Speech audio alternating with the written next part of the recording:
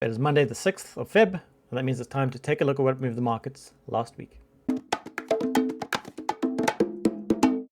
Starting with the charts, as we usually do, just take note that this second to last candle on the NSDQ100 chart and in a few other places are a little bit off. This should be red and not green. What we can see quite clearly here is that there's been a strong uptrend in the NSDQ100. The same has followed in the SP500, although not as strongly, and it seems as though that rally ran out of steam at some point last week. Now, there was a huge gain in some stocks and indices in a very short amount of time, probably too much in too short a time. I think a bounce was inevitable, but did it go too far?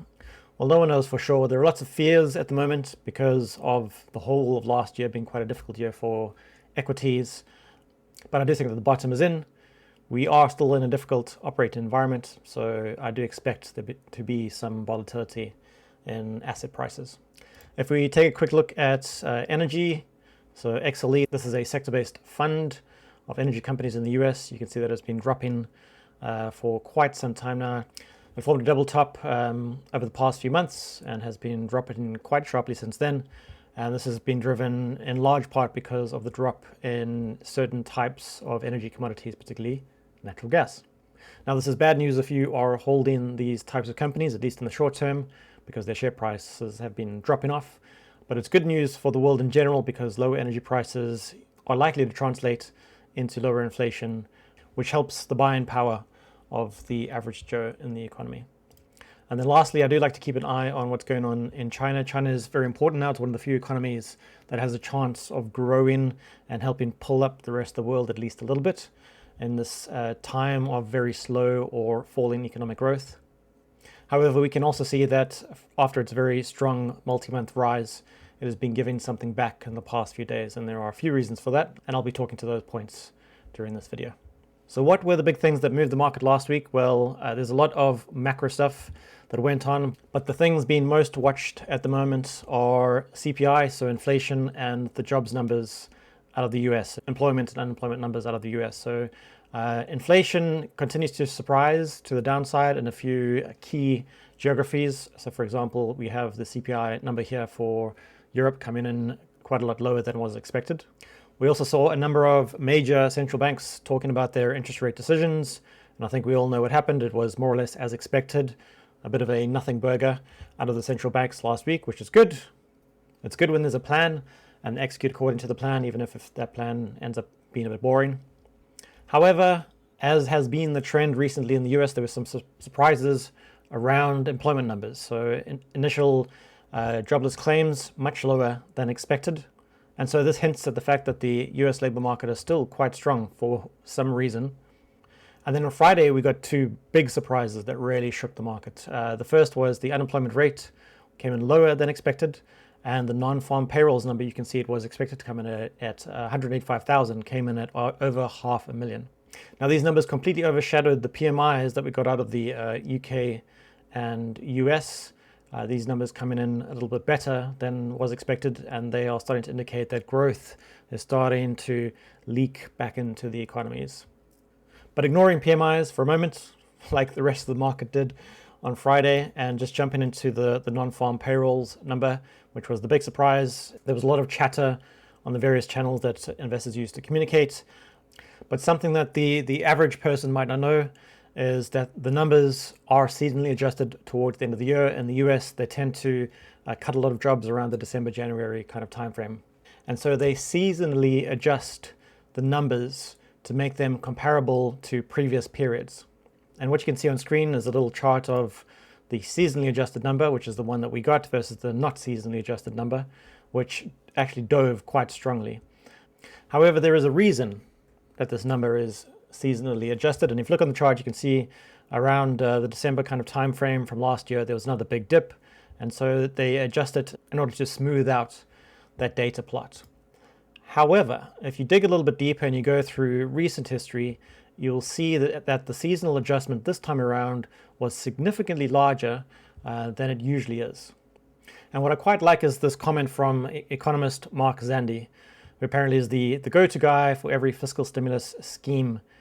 And he said that the report was so strong that he doesn't believe it. And because it overshot by so much, it basically makes it meaningless. So why was there this enormous seasonal adjustment to that number? Well, you can imagine all the people out there with their tinfoil hats speculating why it might be the case. But whatever that reason might be, this number is such an outlier, and the reason for its strength is because of a statistical manipulation of the number, and so it's better just left than ignored. If we look at the trend across the various macro data points around employment and unemployment in the US, we do see that the number is coming down more slowly, I think, than people would like to see, because they know that the Fed is making decisions based on this data point or these data points, but it is certainly coming down. Now, macro wasn't the only thing that moved the markets last week, so I've got up on screen the economic calendar, and this is specific to my portfolio, so we can see that last week, Meta reported, GoPro, Amazon, and Google all reported from my portfolio. If I turn on popular stocks, you can see that there were quite a lot of other very popular big names out there that reported their numbers. Now, I don't need to dig into the earnings reports for you to see what happened in those particular earnings reports. So, for example, looking at AMD, this is around the time they reported earnings, so you know what happened there. Meta around this time here, Amazon around this time here, and Alphabet around this time here. Now, the situation is that these companies are so large and such a large part of the indices that they have the power to move them almost entirely on their own. So when Meta reported earnings on Wednesday, the numbers weren't so great around the earnings report in particular, but the forward-looking statements concerning expenditure on expenses, bringing down those numbers, really resonated with investors, and so Meta, Facebook's share price shot through the roof.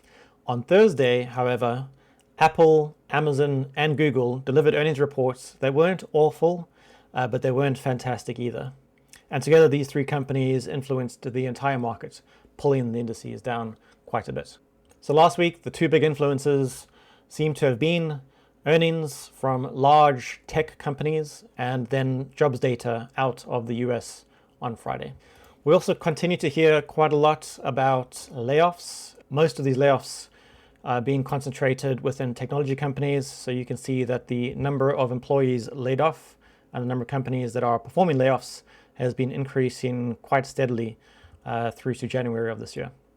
The volume of layoffs at these large companies, such as Amazon, Facebook, etc., has allowed them to cut some of their costs, which has appeased some investors.